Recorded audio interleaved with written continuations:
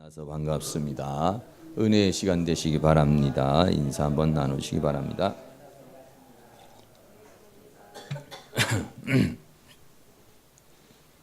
오늘 하나님의 말씀의 제목은 엘리야의 패배라는 이런 주제로 하나님 말씀을 함께 나누도록 이렇게 하겠습니다. 우리가 교회 돌파를 위해서 한 달 동안 열심히 또 기도를 했습니다. 기도를 해서 어떤 부분들은 좀 이루어진 부분도 있고 또 이제 이루어져 가는 부분도 있고 이렇게 되어지죠.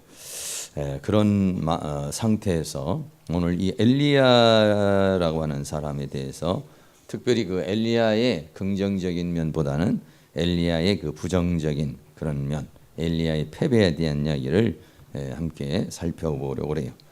많은 선지자 있습니다만 그 선지자 중에서도 이 엘리야 선지자는 굉장히 하나님 앞에 특별하게 쓰임을 받은 그러한 선지자 중에 한 사람인 것을 우리가 잘 알고 있습니다.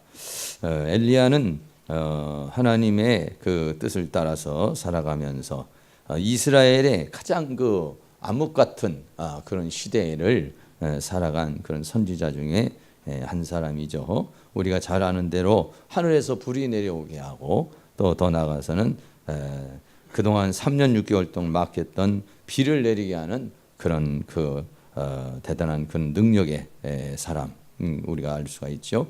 그래서 그 엘리야가 불이 내린 그 지역이 갈멜산이라고 하는 데죠. 그래서 안양에 가면 갈멜산 기도원이 있어요. 저기 인천에도 가면은 강화에 가면 거기도 갈멜산 기도원이 또 있어요. 그러니까 갈멜산 기도원에서 하나님께서 엘리야에게 불로 응답한 것처럼 그 기도원에도 그런 불이 임하기를 원한다. 이런 마음으로 이제 또 그렇게 갈멜산 이렇게 했죠.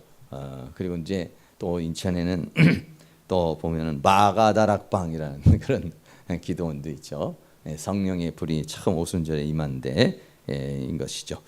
이 엘리야라고 하는 사람은 굉장히 그렇게 위대한 그런 사람인데 그렇게 신앙도 좋고 능력도 있고 하나님을 사랑하는 사람이고 믿음이 강한 사람인데도 불구하고 그 엘리야는 씻을 수 없는 그런 패배를 맛보고 하나님 나를 차라리 죽여주십시오 하는 그런 아주 비참한 그러한 상태까지 이른 사람이 바로 이 엘리야인 것이죠.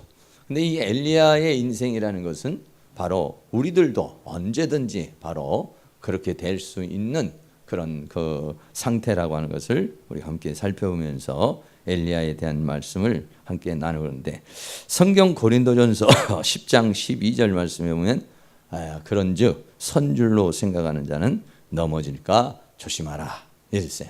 그래서 사람이 사업이 안 되고 건강이 약하고 뭔가 안 될 때 이때도 하나님 앞에 많이 매어 달리죠.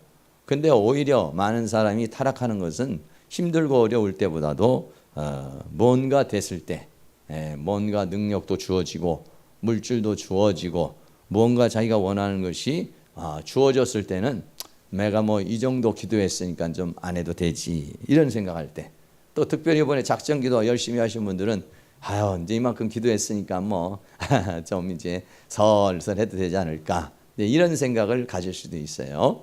근데 그런 생각을 갖는 순간에 바로 자기가 섰다고 이 정도면 됐다고 생각하는 순간에 바로 그때가 사탄이 공격하는 때가 되고 그때가 바로 우리가 넘어질 때라고 하는 사실을 이렇게 생각하고 마귀는 언제든지 우리가 열심 낼 때도 방해를 하지만은 열심 내다가 쉬려고 그럴 때 긴장이 풀렸을 때 그때를 사탄은 옆에서 잘 망을 보고 있다가 그 순간 우리에게 이제 들어와서 역사를 하는 것이죠. 이런 면에서 우리가 한번 엘리야에 대한 말씀을 함께 좀 이렇게 나누겠습니다. 먼저 열왕기상 18장 38절에 보면은 하늘에서 불이 내려오죠. 엘리야가 이렇게 제시했습니다. 당시에 바알 선지자, 아세라 선지자가 850명이 있었습니다. 그리고 공식적으로 활동하는 하나님의 선지자는 엘리야 한 사람이었습니다. 그래서 갈멜산에 올라와서 거기다가 재물을 놓고 하늘에서 불로 임하는 신이 진짜 하나님인 걸로 알고, 그리고 불이 안 내린 그 신은 가짜인 걸로 판명을 나서 만약에 여호와가 하나님이면 그 하나님을 쫓고 바알이 하나님이라면 바알을 쫓자, 이런 제안을 하게 된 것이죠. 그래서 바알 왕이 그것을 수락을 해서 갈멜산에서 만나서 이제 하는 겁니다. 근데 450명이 되는 그 바알 선지자들이 아침부터 시작해서 계속 바알이여 바알이여 하늘에서 불을 내려달라 이렇게 하죠. 그런데 아침에부터 시작해서 점심까지 해도 역사가 일어나지 않아요. 그리고 더 나가서는 저녁까지 해도 그렇게 역사가 일어나지 않습니다. 저녁 한 소재 드릴 때 한 6시경 이렇게 됐을 때, 해가 넘어가려고 그럴 때에 그때 이제 엘리야가 가서 이제 하나님 앞에 기도를 하는 장면입니다. 열왕기상 18장 38절에 하나님 앞에 엘리야가 간절한 마음으로 기도하니까 이에 여호와의 불이 내려서 번제물과 나무와 돌과 흙을 태우고 또 도랑에 물을 핥은지라 하고 그렇게 했어요. 그러니까는 하늘에서 불이 내려와서 그 올려놓은 송아지를 다 태워버리고, 또 그리고 그 번제단 옆에다가 물을 길러서 놨는데 그 물도 다 말라버리고, 이런 현상이 일어나게 됐죠. 그러니까 모든 백성이 그 현상을 보고 말하기를 여호와 그는 하나님이시로다, 여호와 그는 하나님이시로다, 할렐루야, 이렇게 된 것이죠. 네, 이렇게 살아계신 하나님이 바로 여호와라는 사실이 이제 드러났습니다. 드러나게 되니까, 그러니까 이제는 거짓 선지자들 모두 죽이라고 이제 이렇게 말하죠. 엘리야가 이제 저 모든 바알을 섬기는 선지자들은 다 거짓 선지자니까 이 거짓 선지자들을 모두 죽여라, 이렇게 말합니다.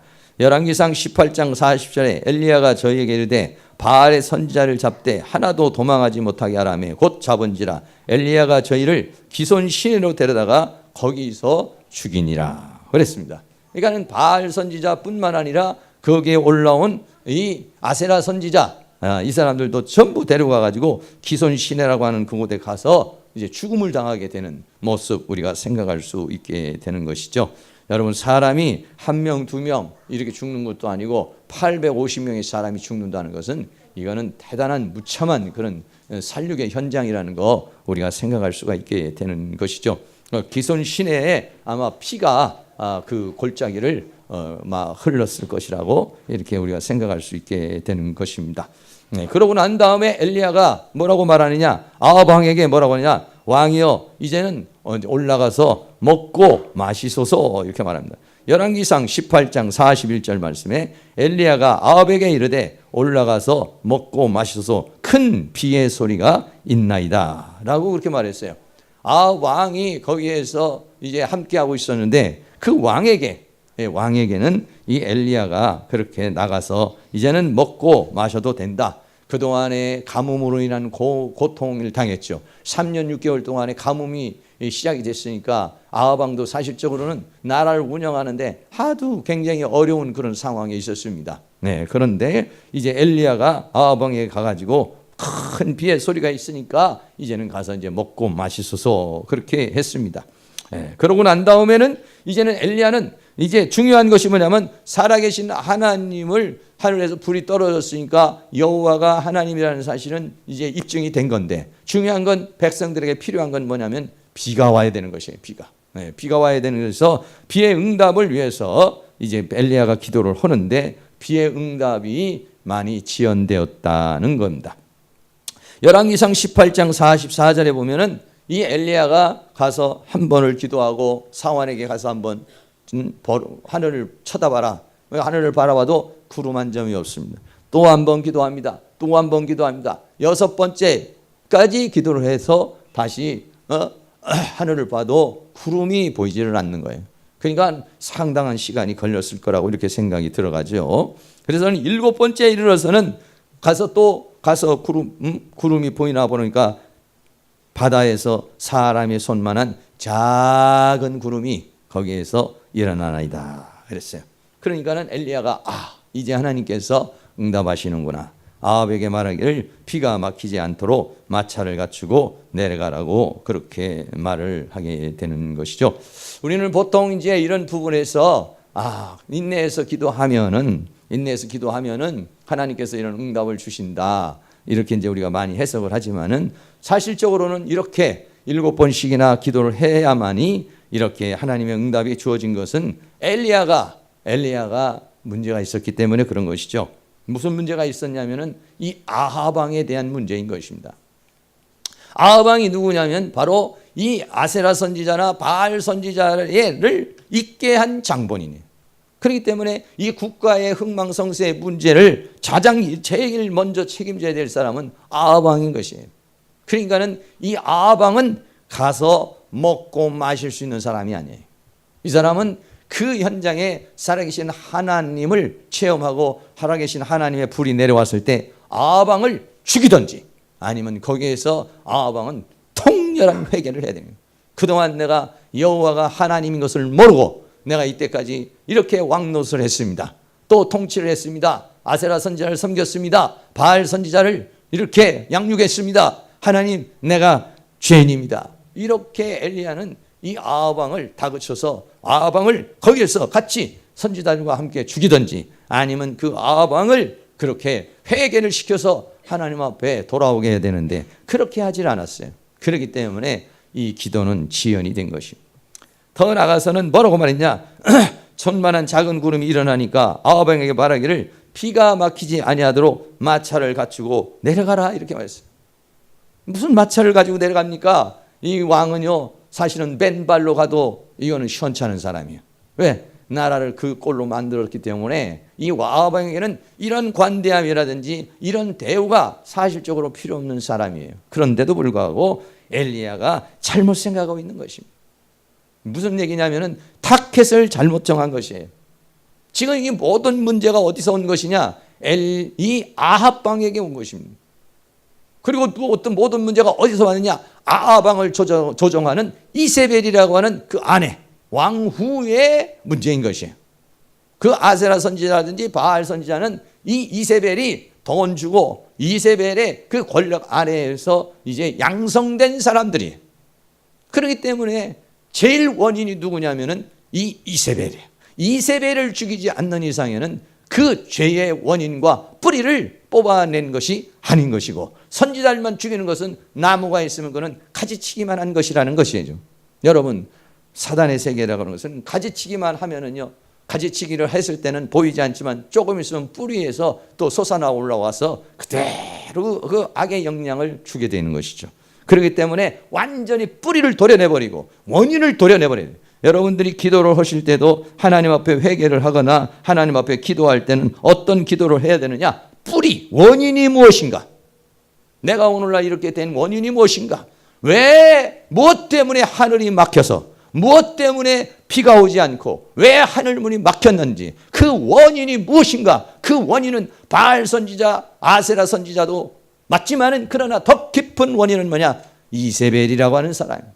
그 깊은 원인은 누구냐? 아합 왕이라고 하는 사람입니다. 아합 왕과 이세벨을 살려두는 이상에는 그 문은 언제든지 닫힐 수 있다라고 하는 사실을 우리가 생각해서 그 원인이 무엇인지 내 인생길에서 물질이 들어오는 통로가 막히고 내 인생길에서 질병이 오는 통로가 열려서 내가 여러 가지로 고통을 당하고 어려워하는데 그런 원인이 무엇인지를 바로 알아야 돼. 바로 분명하게 알아야지 그 해결이 나는 거지. 분명하게 그것을 알지 못하면은 그것은 어떻게 보면은 헛수고가 될 수 있는 거고 그때 은혜 받고 그럴 때는 괜찮은데 조금 지나면은 문제가 생긴다는 사실을 오늘 우리에게 여기서 말해주고 있는 것입니다. 그래서 왕이 마차를 타고 내려갑니다. 내려가니까 엘리야도 어떻게 합니까? 왕궁을 향해서 이제 달려가게 되죠. 열왕기상 18장 45절에 조금 후에 바람이 일어납니다. 하늘이 깜깜해지고 먹장구름이 생깁니다. 그리고 큰 비가 내렸다 그랬어요. 그러니까는 아합 왕이 마차를 타고 막 이스라엘로 갑니다. 엘리야는 어떻습니까? 여호와의 능력을 받아가지고 엘리야는 허리를 동이로 이스라엘에 들어가는 것을 아합 왕보다도 더 빨리 달려서 왕궁으로 갔다라고 하는 그런 얘기죠. 여기에서도 우리는 이제 조금 있다가 또 말씀을 드리겠지만 엘리야가 이 왕궁으로 간 것이 바로 실패라는 거죠. 왕궁으로 간 것이 문제가 되는 것을 생각할 수 있습니다. 그런데 왜 왕궁으로 갔습니까? 여러 가지 이유가 있겠습니다만 모든 문제는 끝났다는 것입니다. 그동안 그렇게 물이 내려올 비가 오지 않아가지고 가뭄으로 인해서 온 백성이 다 그렇게 고통을 당하고 괴로움을 당했는데 이제는 하늘문이 열려서 비가 내렸으니까 그러니까는 이 엘리야가 생각했을 때 모든 것은 끝났다. 내가 할 수 있는 일은 다 했다. 하나님의 은혜가 우리에게 임했다라고 해서 왕궁에 와서 긴장을 팍 풀고 이제는 그 왕궁에서 아마도 이 엘리야의 그 대단한 능력을 보고 왕이 아마 특별 대우를 했을 것이고 아니면은 여기 내려와서 잔치를 베풀었거나 아니면은 거기에서 모든 사람이 비가 내렸으니까 3년 6개월 동안 그렇게 기다리던 비가 내려왔으니까 사람들이 어땠습니까? 또 아마 백성들도 그렇고 모든 사람들이 아마 환호성을 지르고 엘리야는 한순간에 영웅이 될 수 있었던 상황이라고 이렇게 말할 수 있는 것이죠. 어떻게 보면 엘리야가 내려가서 그런 것을 한번 만끽해 보고 싶은 그런 마음을 가졌을 것이라고 이렇게 되어지는 것이죠. 그런데 문제가 생겼습니다. 이렇게 이제 모든 싸움은 끝났다. 하늘에서 이제는 하늘문을 열렸고 비는 내리고 우리들이 원하는 것은 다 이루어졌다 해서 모든 사람도 기뻐하고 즐거워하고 그런 상황인데 그날 밤에 왕이 이세벨에게 자기 부인에게 가서 얘기를 합니다. 갈멜산에 갔더니 이러저러한 일이 있어가지고 여호와 하나님이 불을 내리고 당신이 양육했던 그 아세라 선지자 바알 선지자는 전부 다 기손 시냇가에 무참히 다 죽고 살아계신 하나님은 정말로 여호와더라. 뭐 이렇게 아마 간증을 했을 거라고 생각을 하죠. 그러면 보통 사람들 같았으면 어떻게 했습니까? 보통 사람들 같았으면 이야 내가 정말 잘못했구나. 야 어떻게 그렇게 하늘에서 불이 내려올 수 있을까? 야 어떻게 3년 6개월 동안에 막혀있던 이 하늘이 열리고 이렇게 비가 내려올까? 정말 하나님은 여호와시구나. 할렐루야. 이렇게 은혜를 받으면 얼마나 좋겠어요. 근데 이세벨이 은혜를 전혀 안 받습니다. 은혜를 받는 것이 아니라 독이 오를 대로 올라버립니다. 독이 오를 대로 올라와서 뭐라고 그러냐?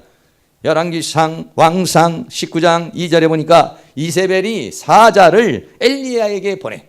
그러니까 이세벨이 자기의 신복을 보냅니다. 말하기를 이르되 내가 내일 이맘때에는 정령 내 생명으로 저 사람들 중 한 사람의 생명 같게 하리라. 네가 내 선지자를 죽였지 너도 이맘때면 죽음을 당하게 될 것이다. 만일에 그렇게 안 된다면 신들이 나에게 위에 벌을 내림이 마땅하니라. 이렇게 말했습니다. 여러분 모든 싸움이 다 끝났다고 긴장을 풀고 제가 생각했을 때 엘리야는 아마 뭐 포도주를 좀 마시든지 아니면 잘 차려준 음식을 먹고 엘리야는 아마 푹 잠이 들거나 아니면 뭐 좀 쉬려고 그랬을 거라고 생각이 듭니다. 그런데 이세벨은 어땠습니까? 그 말을 탁 듣는 순간부터 이세벨은 자기의 신들을 향하여 기도를 합니다. 이세벨은요 무당 이상 가는 여성입니다. 이 사단의 영이 엄청나게 강한 여성입니다. 의지적인 힘도 강한 사람이고 아주 머리도 비상한 사람이고 이 영의 세계가 아주 강력한 파워를 가지고 있는 사람이 이 이세벨이라고 하는 사람이에요. 웬만한 사람이 감히 접근할 수 없는 왕도 휘어잡아가지고 자기 맘대로 하는 사람이고 그 선지자들을 850명의 선지자들을 쥐락펴락하면서 흔드는 사람이 누구냐면 이 이세벨이라고 하는 사람입니다. 하늘에 불이 떨어져도 하늘이 열려서 비가 내려도 눈썹 하나 까딱하지 않는 그런 사람이 누구냐? 이세벨이라고 하는 그런 사람인 것이에요. 이 엘리야는 전혀 예상치 못한 상황을 만나게 된 것입니다. 전혀 예상치 못. 이 정도의 하늘에서 불이 떨어지고 3년 6개월 동안에 막혀있던 그 하늘이 열려서 비가 내리는 정도는 그거는 시시한 기적이 아니잖아요. 그건 대충 할 수 있는 것이 아니에요. 그거는 뭐 속임수나 마술이 아니에요. 이거는 실제적인 현상에서 일어난 살아계신 하나님을 확실하게 증거하는 것이잖아요. 그러니까 이것 가지고 이런 표적과 기적을 가지고도 안 믿는다면 그거는 인간도 아니다. 여러분 아마 그런 생각을 가졌을 거예요. 무슨 생각을 해요. 이런 표적을 보고 이런 기적을 보고도 안 믿는다면 안 믿을 사람이 있다는 사실을 엘리야는 생각을 못했어요. 네. 이런 기적을 보고도 하나님에 대해서 거부하고 하나님에 대해서 반항하고 하나님을 못 믿고 하나님을 향하여 더 화를 내고 대적하고 자기를 향해서 공격할 수 있는 사람이 있다는 사실에 대해서 전혀 생각을 못했어요. 너무 예기치 못한 그런 상황에 이르게.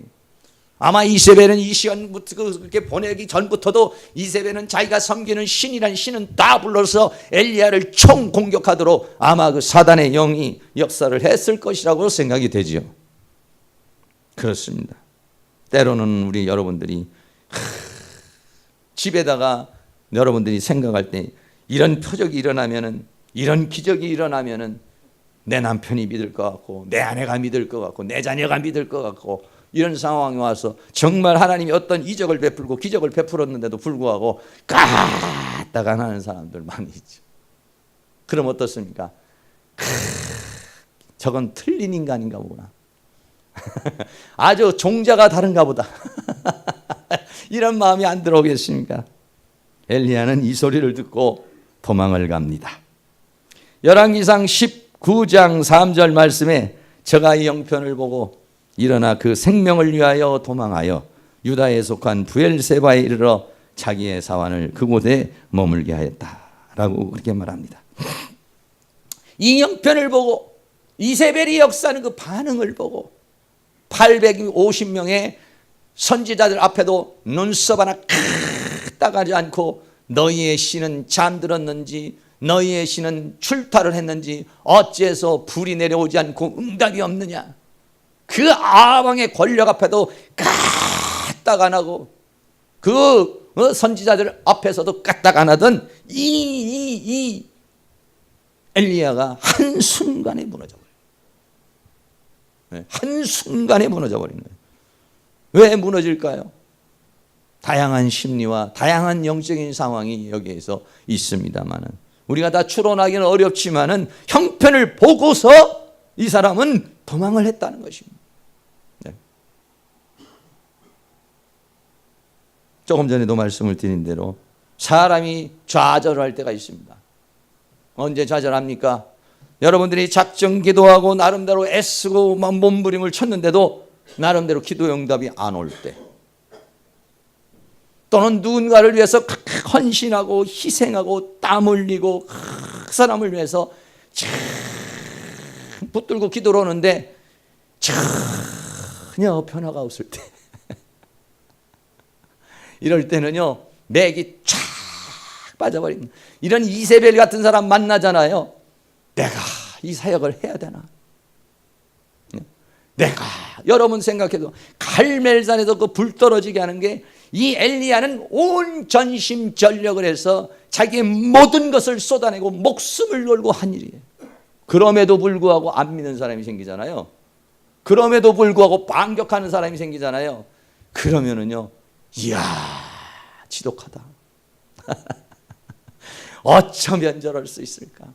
이런 생각이 들면서, 야, 틀렸다. 나는 안 되나 보다. 낙심과 절망과 좌절 속에 빠지는 것입니다. 네. 보통 사역자들이 그렇습니다. 사역자들이 누군가를 위해서 열심히 기도하고 봉사하고 헌신하는데도 변하지 않고 오히려 더 무너지는 사람들 보면은요, 야, 사역을 할 마음이 안 생기는 거예요. 시간이 갈수록 믿음이 성장하고 시간이 갈수록 변화가 일어날 때, 야, 그래도 내가 이런 헌신한 보람이 있구나. 이런 생각이 들어요. 그런데 더 타락하거나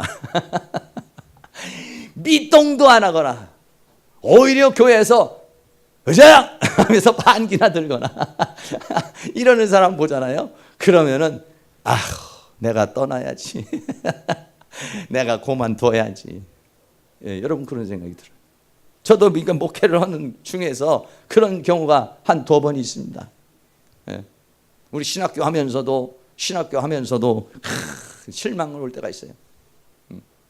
여러분 우리가 수련회 가가지고 기도를 해주면 어떻게 기도를 해주는데 막 땀이 범벅이 돼가지고 위에 올라가면 아유 런닝구를 짜면은 물이 막 뚝뚝뚝 떨어질 정도로 그렇게 기도를 하고 그래가지고 한 명의 사역자를 만드는 겁니다. 네.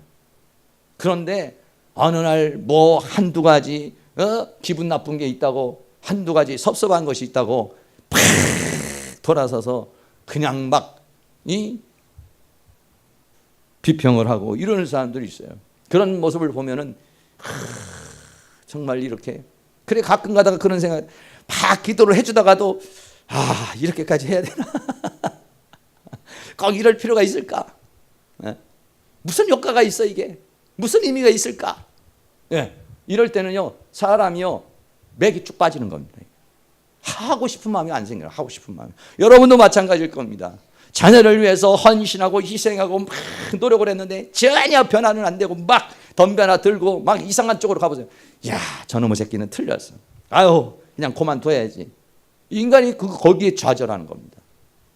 인간은 거기에서 낙심하는 거예요. 이 엘리야라고 하는 사람도 역시 마찬가지로 이런 형편을 보고서는 이 이세벨이라고 하는 그 한 사람으로 인해서 이 엘리야는 그냥 무너져 버린 거예요. 자기가 생각했던 그 사고 체계와 신앙의 체계가 한순간에 무너져 버리는 거예요. 그렇게 열정적으로 목숨을 걸고 충성하며 오직 여호와를 오직 이스라엘을 위해서 그렇게 열정을 내렸던 어떤 사람이 한 사람의 어떤 모습을 보고 그냥 무너져 버리고 그냥 좌절 속에 빠져서 가는 모습 보게 되는 거예요. 이게 바로 우리들의 사람인 것입니다. 여기에 굉장히 조심해야 돼요. 그래서 제가 내적 치유하면서 하는 말이 항상 말하는 게 감정에 잡히지 마라, 생각에 잡히지 마라, 환경에 잡히지 마라. 할렐루야. 그러나 사람인데 감정을 가지고 있는 게 사람이고 생각을 가지고 있는 게 사람이고 환경에 지배를 받는 게 사람인데 그걸 어떻게 벗어나기가 어려워요. 그래도 벗어나야 돼. 왜? 사단은 그렇게 역사를 하니까 그런 것입니다. 거기에 벗어나지 못하면은 이럴 수가 있어. 정말 이게 뭐야? 그 감정이 북받쳐 올라오고 막 화가 분노가 올라오면요. 그러면은 그런 사람은 다 도망가 버린 거예요. 그래서 죽기를 구하는 엘리야의 심리가 나옵니다. 엘리야의 심리가 몇 가지 심리가 나옵니다. 첫째는 두려움입니다. 열왕기상 19장 3절에 저가 형편을 보고 일어나 그 생명을 위하여 도망하여 유다에 속한 브엘세바에 이르러 자기의 사환을 그곳에 머물게 하고 이 간단한 한 구절 속에 여러 가지 심리가 있습니다. 그 중에 하나가 두려움입니다. 갈등입니다. 마귀가 우리에게 역사를 하면은요 뭐가 오느냐면 두려움이 옵니다. 불안합니다. 걱정이 됩니다. 이러다가 너 어떻게 되는 거지? 네. 생각하지 않아도 될 거, 걱정하지 않아도 될 그 근심이 쫙 몰려와요. 그러니까는 두려움이 오면은 사단에게 오는 겁니다. 하나님이 주신 건 뭐냐? 평강입니다. 갑자기 모든 게 두렵습니다. 사는 것도 두렵고 이세벨도 두렵고 사역하는 것도 두렵고 모든 게 다 두려워져요. 모든 게 걱정이 됩니다. 근심이 됩니다. 도저히 잠을 잘 수 없습니다. 이게 뭐냐면 사단의 영이 들어올 때 일어나는 현상이에요. 두 번째는 우울감입니다. 아주 우울한 마음이 듭니다. 그리고는 사환에게 뭐라고 하느냐? 사환을 같이 들어가 갇혀오면 사환하고 같이 동행을 했습니다. 사환하고 같이 동행하다가 브엘세바에 이르러서는 자기의 사환을 그곳에 머물고 왜? 죽으러 가는 거니까. 종이 옆에서 따라오면 안 되니까 이제는 자기는 이제 죽음을 가지고 죽으러 지금 들어가는 거예요. 지금 죽으러. 네. 브엘세바까지는 사환에게 같이 왔지만은 너도 여기 이제 기다려라. 네. 인생을 살아가는데 그 누구도 나를 알아주는 사람이 없고 그 누구에게도 기댈 수가 없고 그 누구에게도 자신의 어떤 것을 털어놓을 수 없을 때 이 사람은 우울감, 고독감에 빠져들어가기 시작하는 거예요. 그래서 사환에게 거기에서 머무르라고 그렇게 말하고 혼자 광야를 들어가는 겁니다. 들어가면서 얼마나 많은 생각이 있었겠습니까? 얼마나 많은 갈등이 있었겠습니까? 그리고는 열등감에 빠집니다. 열왕기상 19장 4절에 스스로 광야에 들어가 하루길쯤을 행하고 하루를 들어갑니다. 여러분 하루를 광야를 걸어가면서 별의별 생각을 다 하면서 들어가는데요. 이게 한 번 우울감, 고독감, 이 두려움 여기에 빠지면은요 다른 생각은 안 나요. 다 두려운 생각만 계속 나고 슬픈 생각만 계속 나고 그거를 되뇌이면서 터덜 강야로 가는데 하루길쯤 가다 보니까 로뎀나무 하나가 있어요. 로뎀나무는 조그마한 가시떨기 같은 그런 조그마한 나무입니다. 로뎀나무 아래 앉아서 죽기를 구했다. 근데 이 로뎀나무라는 뜻이 의역을 하면은 시궁창이라는 그런 뜻이래요. 그래서 어떤 목사님이 그래요. 시궁창 쉼터, 로뎀나무 쉼터. 교회에다 그렇게 많이 써놓잖아요. 그런데 로뎀나무 쉼터 이렇게 카페 같은 것도 그렇게 해놓지요. 근데 사실은 로뎀나무 쉼터가 뭐냐? 시궁창 쉼터라는 그런 뜻이라는 거지. 별로 안 좋은 일입니다. 로뎀나무에 앉아가지고 죽기를 가합니다. 넉넉하오니 됐습니다. 넉넉하오니 지금 내 생명을 취하소서라고 그렇게 말하죠. 우울증의 극도로 가는 건 뭐냐면 우울증은 끄트머리 가면은 두 가지입니다. 상대방을 죽이거나 아니면 내 목숨을 끊거나. 극단적으로 갔을 때는 목숨인데 우울증의 마지막은 상대방을 죽이러 나가거나 아니면은 나를 피해를 주는 사람, 나를 힘들게 한 사람을 죽이러 가거나 아니면 내 스스로의 목숨을 끊어버리는 거예요. 둘 중에 하나를 선택하는 게 뭐냐면 우울증의 극단적인 그런 상황입니다. 예. 그래서 완전히 자살 충동에 일어나는 거예요. 네. 죽기를 구하여 하나님 죽여주십시오. 네. 여러분 죽음이라는 사실은 자기가 이 상황을 도저히 이해도 안 되고 이 상황을 도저히 받아들일 수도 없고 이 상황을 극복할 수 없다라고 했을 때에 선택하는 게 뭐냐면 죽음이라는 거예요. 네. 더 나아가서는 로뎀나무 아래 누워 자더니 네. 잔다는 것은 이제 그렇게 죽여달라고 하고서는 그냥 이제 그 힘도 없어서 거기에 쓰러져 버리는 것입니다. 그거는 뭐냐면 완전히 무기력 상태에 들어갔다는 것을 우리에게 말해줘요. 사단이 올 때는 이렇게 두려움이나 우울감이나 열등감이나 자살 충동이나 아니면 무기력. 아무것도 하고 싶지 않아. 해서 뭐해? 한다고 되는 게 뭐 있어? 그렇게 해봤자 뭐해? 불이 내려오면 뭐 할 거고 하늘 문이 열리면 뭐 할 거야? 저렇게 대적하고 저렇게 하나님 앞에 반역하는 저 사람들을 봤을 때는 이 사역의 힘에 대한 의미를 모르는 거예요. 의미 상실을 해버리는 것이. 이렇게 힘이 아주 쫙 빠질 때 여러분들 우리가 인생을 살다 보면은 그럴 때가 우리에게 있습니다. 저도 어떨 때는 그럴 때가 있고 여러분도 마찬가지로 살다가 보면은 힘이 온 몸에서 그냥 힘이 온 전체가 쫙 빠져나가는 그런 느낌을 이렇게 받을 때가 있습니다. 특별히 사단의 영이 역사를 하면은요 사람은요 완전히 무기력 속에 들어가게 되는 것입니다. 마지막으로 엘리야의 이 실패의 원인에 대해서 몇 가지 말씀을 드리겠습니다. 첫째는 아방을 회개시키지 못했다는 것입니다. 이 모든 문제의 원인이 누구냐는 아방이에요. 아방을 그대로 놓고서는 엘리야가 편안할 수가 없어요. 아방을 회개를 시켜서 아방은 회개의 대상이지 아방이 먹고 마시고 마차를 타고 궁으로 돌아올 수 있는 그런 사람이 아닙니다.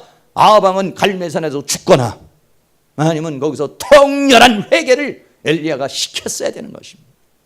그 돌이키도록 만들어줘야 되는데 이 엘리야가 그거를 못했다는 것입니다. 두 번째로 엘리야는 왕궁으로 왔다는 것입니다.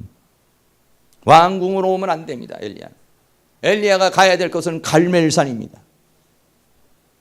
우리는 어떤 면에서 보면 세상에 내려가서 세상에서 나를 막 드러내고 싶고 세상에서 나를 막 자랑하고 싶고 내가 이런 사람이야, 불을 내린 사람이야, 비가 오게 한 사람이야, 내가 정말로 참 하나님의 사람이야. 여러분 드러내고 싶은 마음 왜 없겠습니까? 사람은 누구나 인정받기 원하고 누구나가 자기를 드러내고 싶은 마음이 있습니다. 엘리야가 왕궁으로 온 것은 왕궁으로 와서 나머지 죄악의 씨앗을 쓸어버리려고 온 것도 아니고 왕궁으로 온 것은 엘리야가 그 갈멜산에서 얼마나 고생했습니까? 이 엘리야가 이 바알 왕을 피해서 맨 산으로 들로 궁궐로 돌아다니고 그러고 산 사람이에요. 이 엘리사가예요.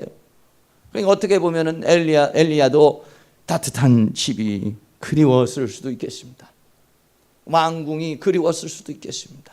그런데 이 궁으로 왔다는 자체가 이게 사탄의 소굴로 들어온 것입니다. 거기에는 이세벨이 섬기는 그 강력한 사탄의 영이 그 궁궐을 완전히 장악하고 있는 것이 뭐냐면 이 왕궁이라는 것이에요. 거기에 들어온 것입니다.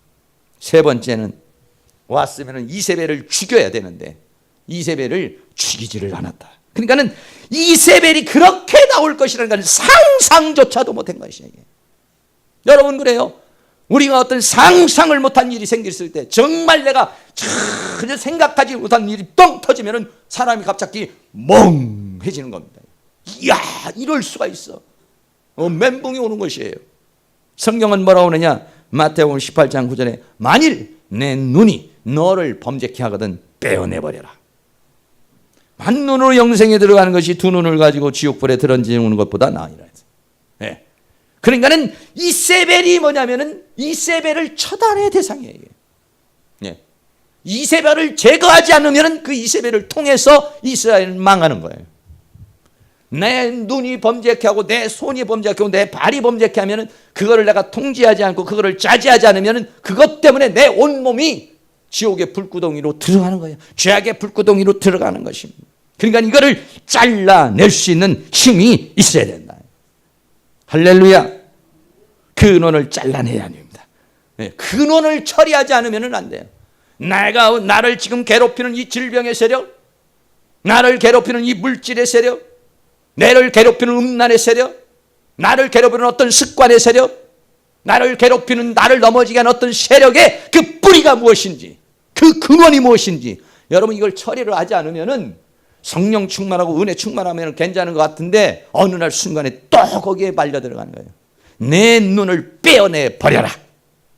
이 우리를 힘들게 하는 하늘문을 닫아버리게 하는 그 요소, 그거를 여러분들이 제거할 수 있는 이 이세벨을 찍어낼 수 있는, 이세벨을 빼낼 수 있는 용기와 능력과 믿음과 은혜가 있기를 주의 이름으로 축원합니다. 그러지 못하면 그 모든 것이 헛수고가 되고 엘리야처럼 갈멜산의 그런 능력의 엘리야가 로뎀나무 나루 와서 차라리 죽여달라고 그렇게 무기력한 하나의 비참한 인생으로 그렇게 전락할 수 있다는 것입니다. 그리고 네 번째는 영권을 채우지 못했다. 가장 중요한 것이죠. 다시 말하면 이 엘리야는 왕궁으로 가면 안 되고 갈멜산에 올라가야 되는 거예요. 갈멜산에 올라가서 왜 그러냐? 엘리야가 지금 사역을 막 이렇게 하고 있을 때는 엘리야가 뭐 굉장한 능력으로 계속, 왜? 지금 사역을 하고 있는 동안은 하나님이 성령으로 그 사람을 사용하는 것입니다. 그러나 사역이 끝나고 나면은 육체도 지치고 마음도 지치고 영도 지치는 겁니다. 저도 마찬가지로 여기서 열심히 이렇게 예배하고 그럴 때는 하나님께서 힘을 주시지만은 여러분 위에 올라가서 있으면은 그때는 몸도 마음도 영도 다 지쳐버린 거예요. 그 어떻게 해야 되냐? 말씀을 먹어야 됩니다. 저도 기도를 먹어야 됩니다. 그래서 제가 목요일 날도 나가서 기도해 드리고 난 다음에 올라와서는 나를 위해서 30분 이상을 기도를 하잖아요. 왜 그러냐면 그 사람들을 위해서 기도할 때 그 영들이 막 달라붙고 나를 공격하는 영들이 생기니까 그거를 내가 처리하지 않으면은 그러면 나는 막 질병에 시달리게 되고 사탄에게 시달리게 되는 거예요. 똑같습니다. 예. 그런데 이 엘리야가 지금 몇 명입니까? 850명의 귀신들을 죽였습니다. 850명의 그래도 아주 센 영들을 갖다가 건드려 놨으니까 그 영들이 덤벼온다는 사실을 엘리야가 망각한 거예요. 지금. 여러분 생각해 보세요. 거러사에 있는 귀신을 쫓아내니까 그 2,000명이나 되는 2,000마리나 되는 돼지떼가 바닷속으로 들어가잖아요. 그건 실제적 존재였잖아요. 그 존재가 나가라 했을 때 그 존재가 어떻게 하겠습니까? 그 존재가 달려드는 겁니다. 눈에 안 보이지만 그 존재가 역사를 할 때 이게 막 그냥 한꺼번에 달려올 때 엘리야가 막 불을 떨어뜨리고 성령의 능력이 하나님의 영이 역사할 때는 괜찮지만 긴장 탁 풀어버리고 영이 바닥이 탁 나가버리고 이럴 때는요 누구도 다 죽는 겁니다. 이게 누구도 여기에는요 탁 쓰러지는 것입니다. 삼손같이 대단한 사람도 죽는 거고, 예, 그렇습니다. 예. 그래서 마태복음 25장에 보면 미련한 처녀와 슬기 있는 자가 있어요. 미련한 자는 등은 가졌지만은 기름이 없어요. 그러니까는 등에 있는 기름 떨어지면 끝이야, 이 사람은. 그러나 슬기 있는 자는 그릇에 기름을 담아 등과 함께 가져갔다. 등을 켜놔서 등에 기름이 떨어지면은 이 등에 기름을 넣을 수 있는 그릇에 기름을 가지고 있었다, 이런 얘기죠. 엘리야는 어떻게 하냐? 그릇에 기름을 채워야 된다, 이런 얘기죠. 이걸 못하면은 불은 아무리 좋은 호롱불이라도, 아무리 좋은 등불이라도 기름 안 들어가면 꺼져버리는 겁니다. 아무리 엘리야가 대단한 능력을 가지고 힘을 가지고 있다 할지라도 거기에 하나님의 영이 들어가지 않으면 그는 앵꼬되는 겁니다. 천하장사라도 그 사람 만약에 일주일 3일 굶겨보세요. 힘 못 쓰는 겁니다.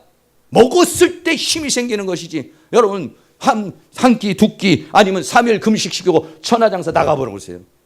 그건 싸워 못 이기는 것입니다. 똑같은 영적인 현상인데 영을 채우지를 못했다라고 하는 것입니다. 그래서 마지막으로 하나는 뭐냐? 싸움은 계속된다는 것입니다.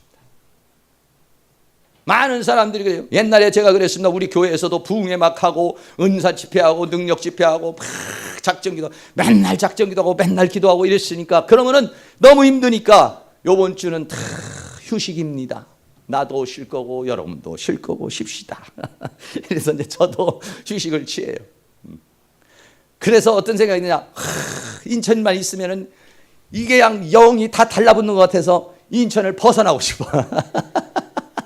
그래가지고 자 어디로 이제 지방으로 내려가요. 네, 내려가서 뭐 기도원을 간다든지 아니면 또 어디로 이제 가죠. 내려가죠. 그러면은 저좀 내려가면 여기서부터는 뭐 시흥입니다. 그러면 그때부터는 자유로워진 것 같아.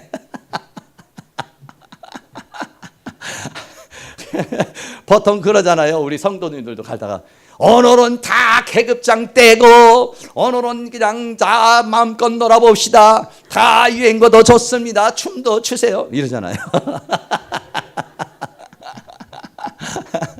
그때 다 죽는 겁니다. 사실은. 그때 다 죽는 거예요. 그래서 내려가서 그냥 다 잊고 머리를 좀 맑게 하고 다 잊어버리고 그냥 아무 생각 없이 그냥 며칠 있다 오자. 아무 생각 없이 정말 며칠 있다 와요. 교회 전혀 생각 안 하고 기도도 별로 안 하고 이제 그렇게 올라오죠. 올라오다가 저만큼 차 타고 오면 인천 뭐 이렇게 써 있으면 그때부터 이제 긴장이 딱 되는 거야. 이야 또 사역지로 오는구나. 그래가지고 교회 와서 딱 둘러보면은 들리는 소리가 김 집사하고 박 집사하고 한바탕 붙었다. 뭔 일이 터졌다. 아니 부흥회 할 때는 막 은혜 받아가지고 막 할렐루야 막 감사하고 막 그냥 내 생명을 드립니다. 뭐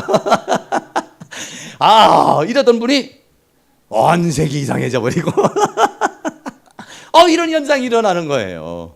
그래서 저는 내가 갔다 와서 그렇다는 건 생각 못하고 이놈의 부흥회만 하면 이상하다. 작정기도만 하면 이상하다 해서 이제 부흥회고 뭐고 하지 말아야지. 작정기도고 뭐고 말아야지 라는 낙심과 절망으로 빠져들어가게 마귀가 그렇게 였어요. 너 그렇게 열심히 했지? 아무 소득 없잖아. 너 그렇게 뜨겁게 했잖아. 아무것도 없잖아. 근데 또 할 거야. 무슨 의미로 해? 맞아. 안 해 이제. 이렇게 만드는 게 사탄의 작전인 줄을 꿈에도 몰랐죠.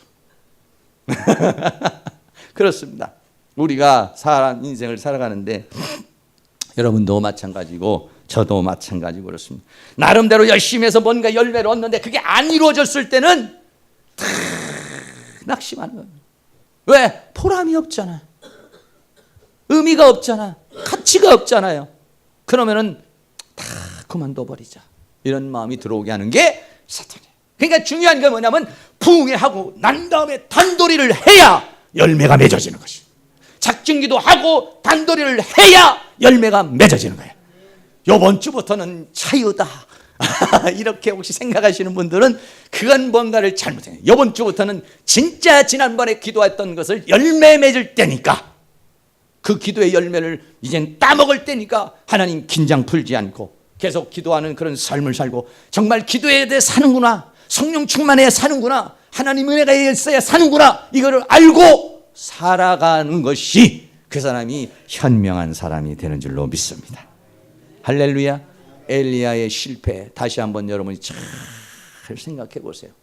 왜 엘리야는 실패? 그런 위대한 엘리야도, 대단한 사람도 한순간에 죽는데 왜 그러느냐? 그거는 영이 바닥이 났을 때, 아무리 좋은 벤츠 아니라 더 좋은 차라도 기름 안 넣으면 못 가는 겁니다. 똑같은 현상입니다.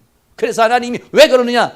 하나님은 그래서 하나님의 법칙이 뭐냐? 우리의 위장도 새끼 대끼를 먹게 만들어, 딱 한 끼만 먹게 만들어 놨어요. 왜? 다음 점심 때 안 먹고 살 수가 없게 만들어 놨어요. 그게 원리가 뭐냐? 출애굽을 할 때도 만나를 딱 하루분만 주는 거예요. 왜? 많으면 하나님 앞에 안 나오니까. 경안해지고 자만해지니까. 그래서 여러분들 하나님과 가까이 하면서 하나님의 은혜 가운데 살아갈 수 있는 그런 역사가 일어날 수 있기를 바랍니다. 오늘 쭉 증거한 말씀이 이런 결론입니다. 하늘에서 불이 떨어지고 거짓선자는 죽고 이렇게 됐지만, 그러나 이 죄악의 싹을 잘라내지 않으면, 이러지 않으면은 한순간에, 요즘 그런 말들아, 훅 간다고, 훅 한 방에 훅 간다는 말 잘 하더라고요. 그 왜 나왔는지는 모르겠는데 정말 엘리야가 한 방에 훅 가버렸습니다. 하나님이 계셔서 다시 사는 역사가 일어난 줄로 믿습니다. 사랑하는 모든 성도님이 늘 주님 안에 승리하고 다니엘처럼 변함없는 그런 삶을 살아 승리할 수 있기를 주의 이름으로 축원합니다. 찬양같이 합니다. 주 예수여 은혜를 내려주사 곧 충만케 하옵소서.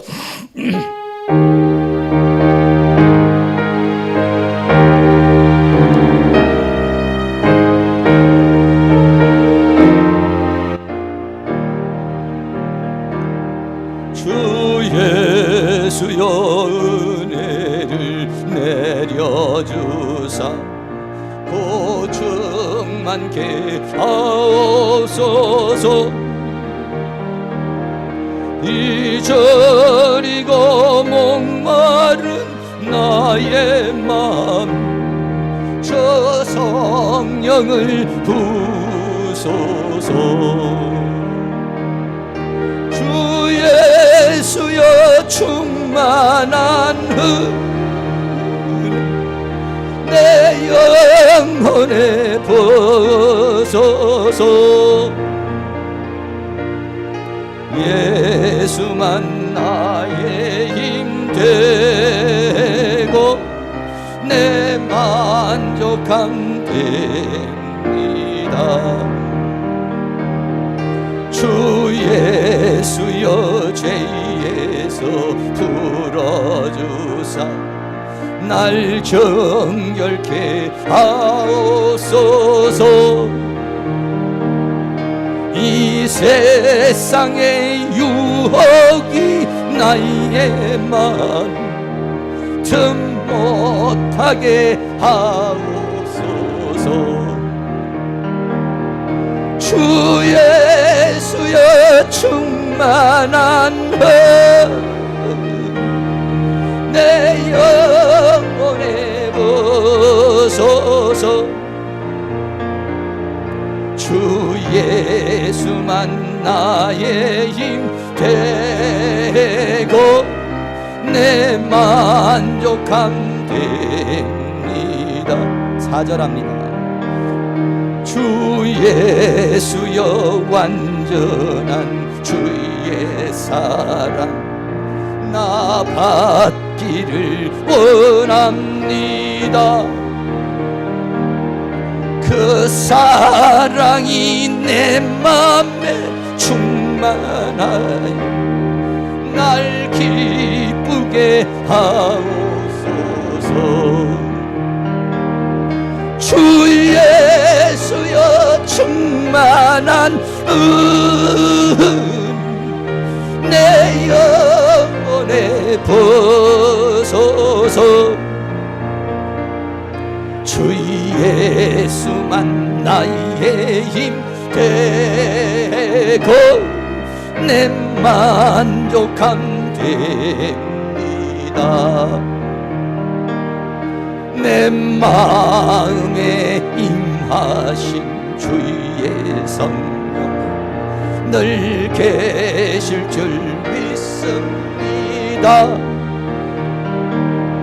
큰 은사를 나에게 부어주소.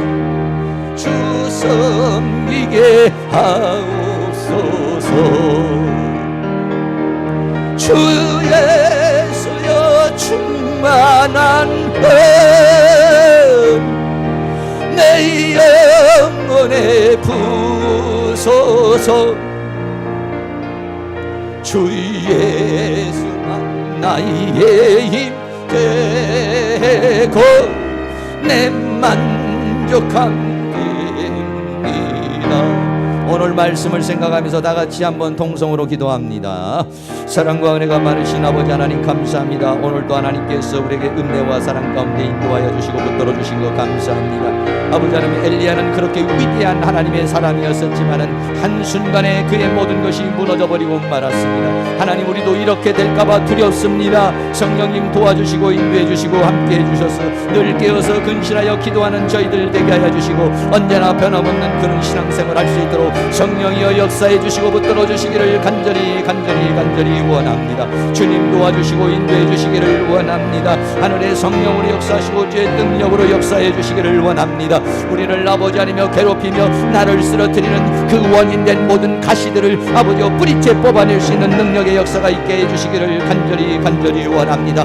늘 깨어서 영권을 채울 수 있기를 원합니다. 말씀을 채울 수 있기를 원합니다. 성령으로 충만할 수 있기를 원합니다. 하나님이여 도와주시고 인도해 주시기를 원합니다. 영적 긴장을 풀지 않게 하여 주시기를 원합니다. 다니엘처럼 하루에 3번 기도하는 것을 쉬지 않게 하여 주시기를 간절히 원합니다. 우리는 연약합니다. 우리는 부족하십니다. 하나님께서 우리에게 힘을 주시고 능력을 주시고 은혜를 내려주시기를 원합니다. 물질의 통로를 막고 있는 뿌리를 뽑게 하여 주시옵소서. 하나님의 은혜의 통로를 막고 있는 뿌리를 뽑게 하여 주옵소서. 질병의 통로를 막고 있는 질병으로 역사하는 사단의 세계를 뿌리 뽑게 만들어 주시기를 원합니다. 성령님 이세벨을 뿌리 뽑게 하여 주시옵소서. 이세벨을 제거하게 하여 주시옵소서. 성령 하나님께서 도와주시옵소서. 내 심령에 있는 이세벨, 내 가정에 있는 이세벨, 우리 교회에 있는 이세벨, 우리의 학교에 있는 이세벨, 내 인생에 있는 이 이세벨을 뿌리 뽑아버리게 하여 주시옵시고 하나님께서 은혜로 역사하시며 주의 성령으로 역사하시며 주의 능력으로 역사해 주시며 주의 권능으로 우리를 주장해 주시고 붙들어 주시고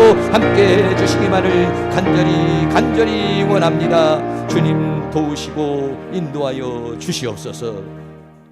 사랑과 은혜가 많으신 아버지 하나님, 그렇게 위대한 사람도 한순간에 무너져버리고 맙니다. 깨어있지 아니하면 원수마귀는 우는 사자와 같이 우리가 약해질 때, 우리가 긴장을 풀 때, 우리가 나약해질 때 우리에게 다가와서 우리를 쓰러뜨립니다. 사랑하는 주님께서 도와주셔서 다니엘은 그래서 하루에 3번을 기도했습니다. 그 3번 기도하는 것은 변치 않았습니다. 규칙적으로 언제나 그렇게 했습니다. 그거는 자신을 알기 때문이었습니다. 자신을 지키는 최선의 방법이었던 것이었습니다. 하나님 아버지, 기도시는 죄를 범하지 않기를 원합니다. 용건이 바닥이 났을 때는 무엇든 일을 제쳐놓고 말씀을 채우기를 원합니다. 성령을 채우기를 원합니다. 그래서 영으로 살게 하시고 성령의 능력으로 살아가 영이 주체가 되는 그런 삶을 살아서 성령의 열매를 맺게 하여 주시옵시고 하나님의 놀라운 은혜와 사랑과 축복을 받는 저희의 삶이 되게 하여 주시옵소서. 예수 그리스도의 이름으로 기도하옵나이다. 아멘.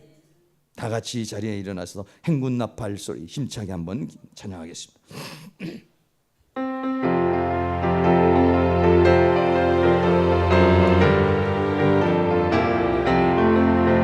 행군 나팔 소리로 주의 호령 났으니 십자가의 군기를 높이 들고 나가세. 선한 싸움 나 싸우고 의의 멸류관 받았으리라. 선한 싸움 다 싸우고 의의 면류관 예루살렘 성에서 면류관 받으리.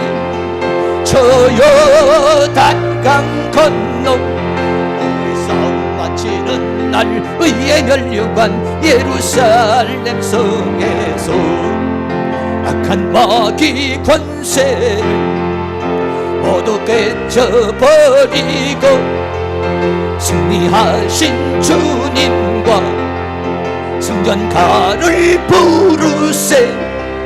선한 싸움 다 싸우고 의의 면류관